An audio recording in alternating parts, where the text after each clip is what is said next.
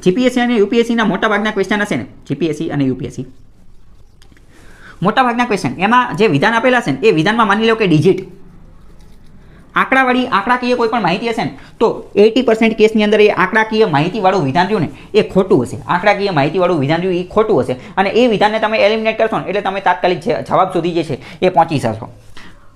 I think 1 કે 2 વર્ષ પહેલાં આઈ થિંક લાસ્ટ યર જીપીએસસીની અંદર એક પ્રશ્ન પૂછાયેલો હતો, એનું મેં સોલ્યુશન પણ મૂકેલું છે.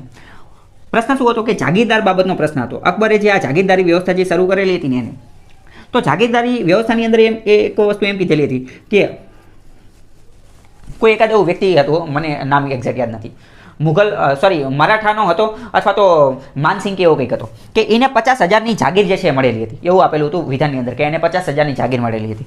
આંકડો આખા 4 સ્ટેટમેન્ટની અંદર એક જ આંકડો આપેલો હતો 50,000 અને ખોટો હતો. કેમ? કારણ કે જે જાગીરદારી વ્યવસ્થા હતી ને એમાં મેક્સિમમ જાગીર કંઈક 5,000 કે એમ કંઈક જ આપવામાં આવતી હતી. તો મતલબ કે જીપીએસસી અને યુપીએસસીના તમે જૂના પ્રશ્ન જોશો ને તો આંકડા જે કોઈ પણ જગ્યાએ આવો જે આંકડો આપેલો હોય તો મોટાભાગના કેસની અંદર એ કેવો હોય છે, એ ખોટો હોય છે.